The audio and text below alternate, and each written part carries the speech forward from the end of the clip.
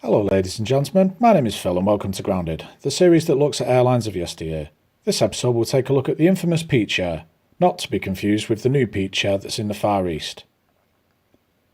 Pete Chair was founded at the tail end of 1996 as a joint venture between Caledonian Airways and Goldcrest Aviation, who you may remember from my Ambassador Airways episode. Following on from Ambassador, Goldcrest needed a carrier to operate flights on its behalf as Caledonian no longer had spare capacity. Air Operations of Europe stepped in. Air Ops for short, or Air Oops depending on who you ask, were a very interesting outfit who operated some TriStars on ad hoc flights for whoever needed them. However, in mid-1996 they had their financing pulled and they were wound down, leaving Goldcrest, once again, for the second time in 2 years, without a carrier of its own. Both Caledonian and Goldcrest were part of the Carlson Leisure Group and launched Pete Chair as an in-house airline for Goldcrest, keeping the brand separate from that of Caledonian. Pete Chair was to act as sort of a no-frills low-cost carrier, with Goldcrest acting as a seat broker. Remember, these were the days when the internet was still very much in its infancy and long before booking flights online became a thing. The first aircraft arrived in January 1997 and was not from Caledonian but from Sabre Airways, when a Boeing 737-200 was delivered at the end of January, with a second joining the fleet in April. These aircraft were operated on a management contract on behalf of Caledonian Airways. Having spent the previous few months operating flights indirectly for Goldcrest, these two 737s were ex-Ambassador birds, having been snapped up by Sabre almost immediately following the former's grounding. That led to a fair bit of ill feeling towards both Sabre and Goldcrest from former Ambassador personnel. Air Atlanta Icelandic provided Pete Chair with 3 Lockheed L-1011 TriStars, having just acquired them from Caledonian. These arrived ready for the summer season, which was about to get in full swing, and the TriStars provided a large increase in capacity compared to the 737s. These were used mainly out of Gatwick and Manchester. The Pete Chair livery was basic to say the least. It was basically a white fuselage with small Pete Chair titles and a picture of a peach on the tail. The TriStar fleet had grey bellies, but that was about the only difference. Some might say it looked cheap and cheerful, others might say it looked cheap. Speaking of cheap, it's pretty clear that peach is a play on the word cheap, and I bet there was some few executives having a good old chortle at that clever one. Pete Chair's main base was at London Gatwick, though they also had a sizable base at Manchester Airport, and also operated flights out of Birmingham and Bournemouth. They had a pretty extensive route network.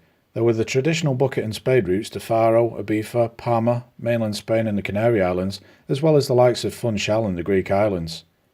Pete Chair also operated several football charters for the 1998 World Cup and the Six Nations Rugby Tournament. Contemporary reports of Pete Chair were mixed. They were, after all, supposed to be a cheap and cheerful airline, which in those days tended to mean old and worn aircraft, which the tabloid press were always keen to jump on. The service was apparently very good and comparable to the offerings from other charter airlines of the time. It seems the only negatives were the condition of some of the aircraft and a number of lengthy delays due to technical issues. These delays were not just affecting Pete Chair though. Caledonian was suffering much publicised delays of their own. The most notable event for Pete Chair occurred on the night of the 13th of August 1998 when one of their 737s, G-SBEB, was cruising over the North Sea and suffered a decompression resulting in the loss of consciousness of both the captain and the purser. The flight from Dubrovnik to London Gatwick had been uneventful until just passing the coastline at Ostend, when the first officer felt a pressure sensation in his ears, and he glanced at the cabin pressurisation panel overhead and noticed that the cabin altitude rate of climb gauge was increasing rapidly. He tried to remedy this by switching to the standby system, but that didn't work, so he donned his oxygen mask. The captain attempted to don his and knocked his glasses off, and when leaning over to pick them up he fell unconscious. The first officer took control and began an emergency descent, and requested the senior cabin crew member, or purser, to assist the skipper. However, before she could do anything, she collapsed unconscious onto the cockpit floor. The first officer tried again to help the captain, and this time managed to get his mask on, allowing the skipper to regain consciousness. He then waved through the open cockpit door for one of the cabin crew to attend to the still unconscious purser, which was done with the use of portable oxygen. The aircraft completed its emergency descent and eventually landed at Gatwick. 4 passengers along with the captain were taken to hospital. A post-incident investigation revealed that the cause of the decompression was substantial cracking of the rear cargo bay door, and more disturbingly, that these cracks had been there for 17 years. The report did point out, however, that these cracks would have been extremely difficult to spot when the door was attached to the aircraft.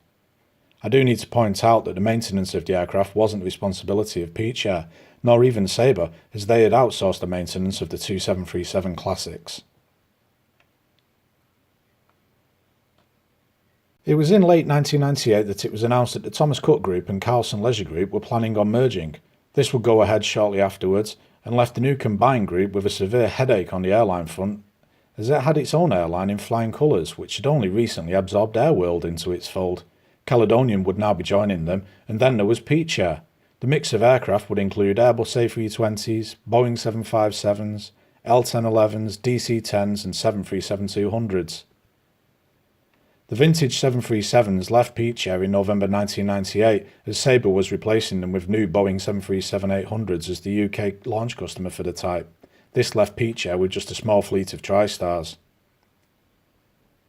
The Peach Air operation was allowed to wind down over the winter 1998 period before handing back the final TriStar in May 1999, having been absorbed back into Caledonian, and thus the end had finally come. So what went wrong? Well, nothing. This one's pretty simple, really. The parent company merged with a bigger company which had already had the market covered and no longer needed Peach Air. The takeover of the parent companies is certainly what finished Peach Air off, though given their winding down of operations over the winter of 1998, it was possible that Peach Air was being closed down anyway, perhaps as a result of too much bad publicity, especially after the decompression incident.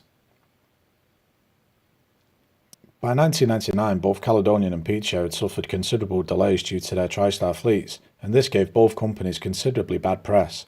The merger of their parent companies, though, created an opportunity for a clean slate by erasing both brands.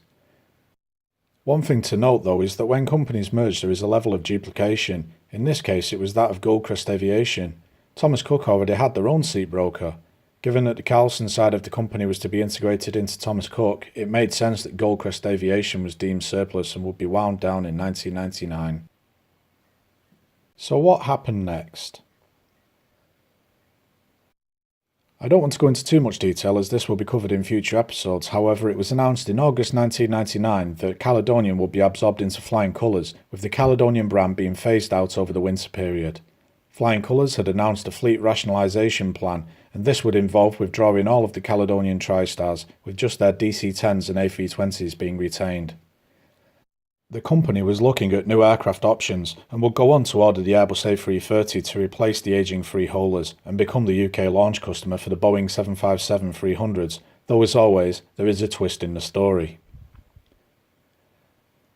The Thomas Cook Group decided to have a complete rebrand of its companies, bringing them all under one identity. Caledonian and Flying Colours were merged together and rebranded as JMC Air Services. That brand wouldn't last too long and eventually became Thomas Cook Airlines, and those are tales for another day.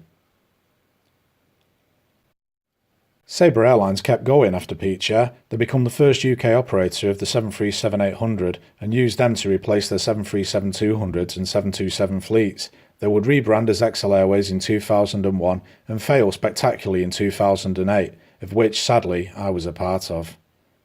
As part of the 10-year anniversary of their grounding, I'll be doing a few special episodes on both Sabre and Excel, so stay tuned.